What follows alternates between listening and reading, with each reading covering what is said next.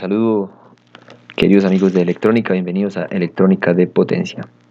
Bien, rápidamente vamos a revisar este breve circuito convertidor AC-AC con PWM. Vamos a empezar por etapas. La primera etapa, o más bien el circuito se divide en dos partes, varias etapas. La primera parte es la parte de potencia que tenemos aquí. VA y V sub VA hace correspondencia al voltaje de red, 120, ¿sí?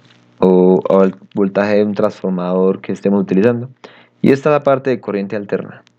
Y en la parte izquierda tenemos todo lo que es la parte del control y la generación de la señal PWM para la activación del triac. Bien, empecemos con la primera etapa. 1. Tenemos la red. 2. El transformador conectado como un transformador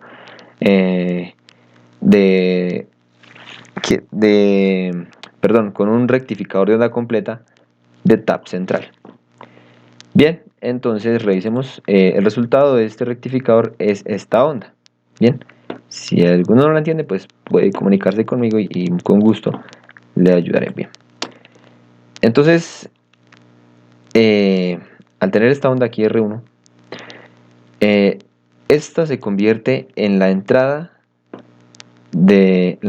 inversora de este amplificador operacional que está funcionando como comparador. Así que esta sería la segunda etapa. Bien, ¿cómo funciona un comparador? Bien, resulta que entonces, mientras que la entrada, espera un momentico, en la entrada inversora el voltaje sea menor que al de la entrada no inversora, va a pasar lo siguiente. Vamos a mirarlo rápidamente acá. Pluma. Listo, digamos que más es mayor a la entrada menos. Cuando esto suceda, ¿sí? Cuando el voltaje de aquí sea mayor a este voltaje, entonces se va a cortocircuitar VCC con voltaje de salida. ¿Sí? Así que en voltaje de salida tendré VCC. Tendré algo como esto. Digamos que esto es VCC positivo. Pero si el voltaje de la entrada inversora es mayor al voltaje de al voltaje de la entrada no inversora, entonces este cortocircuito desaparece y se cortocircuita voltaje de salida con VEE, que es negativo. Y tendría entonces digamos que este escalón, ¿sí? Eso si VCC es positivo y VEE es negativo.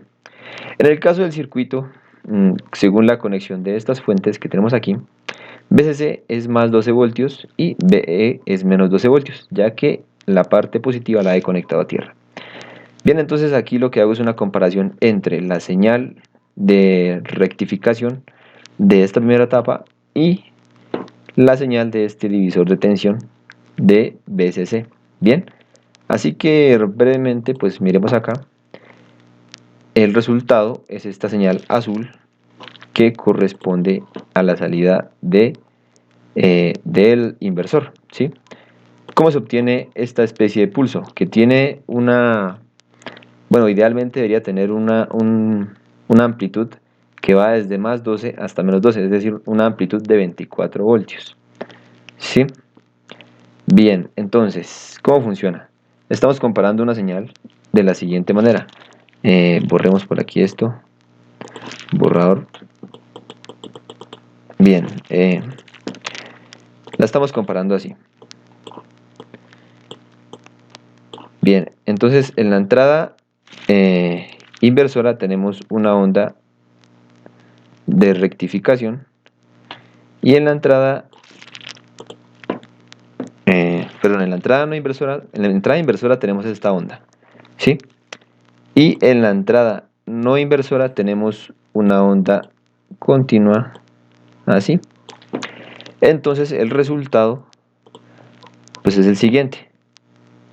Ya ustedes deben pues haberlo predicho, que mientras que la entrada no inversora sea mayor que la entrada inversora, entonces pasarán más 12 voltios VEE, ¿sí?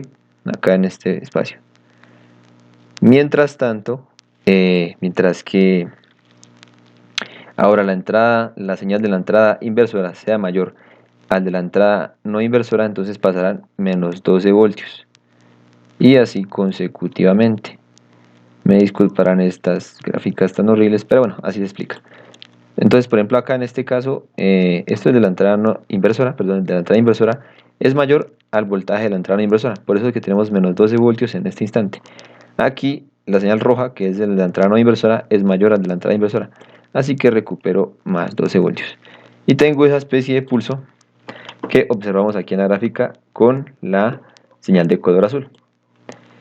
Bien, así que terminamos la primera etapa del circuito.